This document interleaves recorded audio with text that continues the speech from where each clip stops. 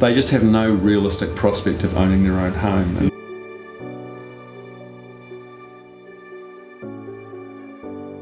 The home ownership rate now for people who are under 40 has dropped to only 25%.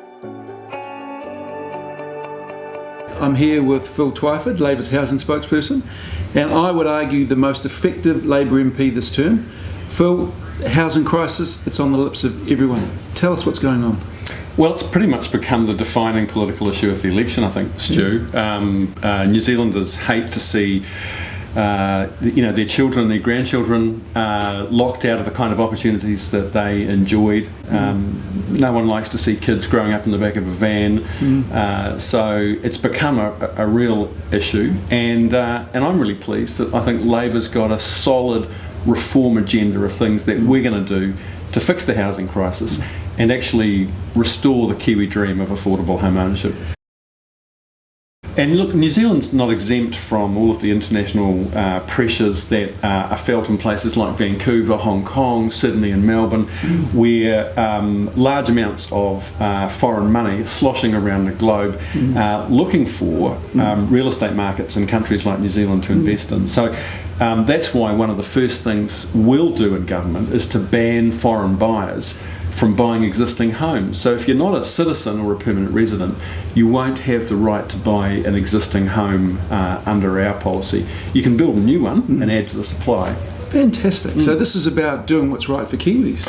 It is. It's about ensuring we get good, high-quality foreign investment, not foreign investment that's just going to drive up house prices beyond the reach of New Zealanders. Because I know, when you were young, you bought a house in Kingsland, I bought a small house in Mount Eden. The way things are sitting at the moment under this government, that's a fable of the past, isn't it? Oh, it is. So my son's generation in their late 20s in Auckland, and increasingly in other parts of the country too, they just have no realistic prospect of owning their own home. And when my wife and I bought our first home, it was approximately 3 times our household income. Yep. Well, the average now in Auckland is 11 times the average household income.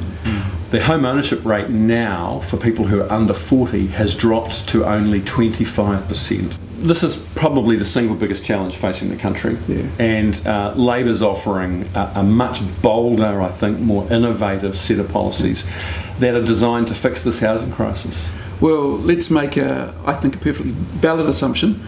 On the Monday, the 26th of September, Labor government comes in, Phil Twyford, Minister of Housing.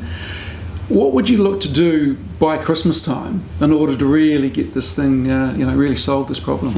Or sort of start addressing the problem? Sure. So one of the first things we'll do is we'll make changes designed to ease the huge demand pressures that are responsible for driving prices up so high. So banning foreign buyers from buying existing homes, we'll just do that straight away. Yeah, awesome. We're going to close the tax loopholes that currently allow property investors to write off their losses against other taxes that they have to pay on a job, on an income or employment or a business. Yep.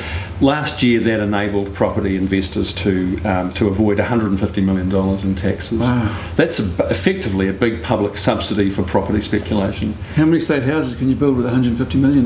Well, let's say you could build 450 to 500 state houses on existing land that we own. So you could do a lot with that, and those things will ease the demand pressure.